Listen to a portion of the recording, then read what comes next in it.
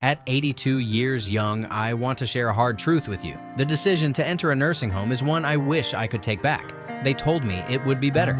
They said I'd be safer. What they didn't tell me was how much of myself I'd lose in the process. If you're watching this, you might be at that crossroads yourself, weighing options for your future or loved ones. Before you make that choice, let me walk you through what they don't put in the brochures. These aren't just complaints. They're life-altering realities that changed who I am. The slow death of autonomy. That first morning, when the aide told me when to wake up, I felt something inside me break. For 80+ years, I decided my own schedule. Suddenly, my life ran on institutional time. Breakfast at 7:15 sharp, whether I was hungry or not. Lights out at 9 p.m., like a child, needing permission to walk to the garden. I watched strong, capable people become shadows of themselves. The woman in room 12, who used to run a bakery, they wouldn't let her near the kitchen. The retired teacher across the hall, they confiscated his books because the small print wasn't good for his eyes. This isn't care. It's captivity disguised as concern. 2. The heartbreaking calculus of visits. My daughter promised she'd come every Tuesday. For the first month, she did. Then it became every other week. Then just holidays. I don't blame her. Life gets busy.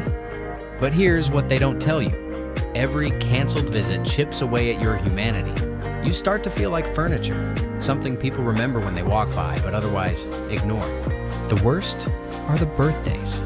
You sit by the window in your best sweater, cake untouched, until someone finally says, maybe they'll come next week. And that's when you realize, out of sight really does mean out of mind. The erosion of personhood. At home, I was Margaret, gardener, crossword whiz, terrible singer. In the home, I became bed 3, the diabetic. They stopped using my name. My hobbies didn't fit their activity schedule. Even my clothes disappeared into the institutional laundry, replaced by easy-to-wash generic outfits. The cruelest part?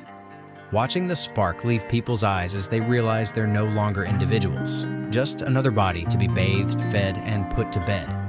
The man who used to recite Shakespeare now stares blankly at game shows. The woman who painted landscapes eats crayons. This isn't aging, it's institutional-induced identity loss.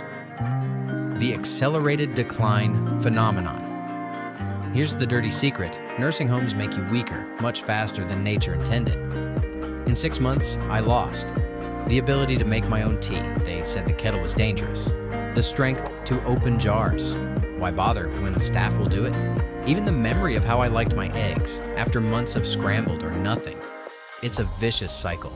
They help until you can't help yourself.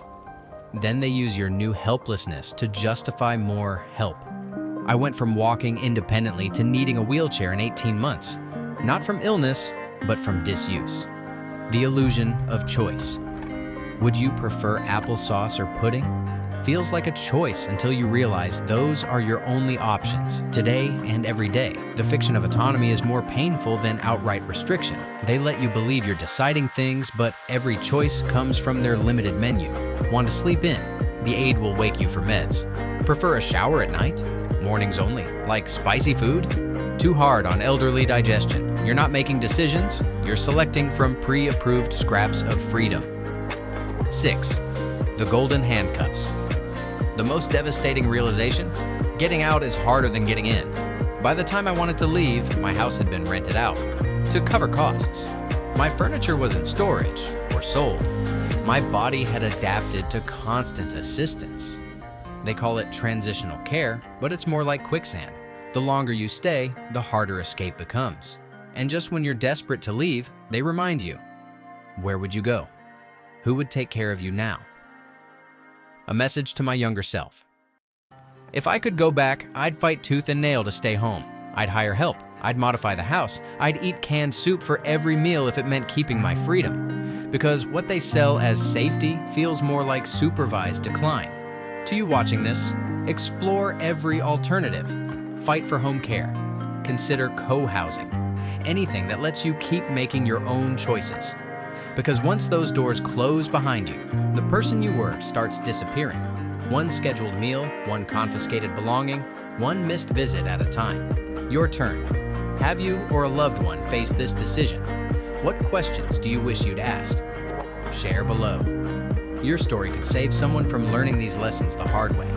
And if this resonated with you, pass it along. Too many people enter nursing homes without understanding the true cost. Remember, aging is inevitable. Losing yourself doesn't have to be.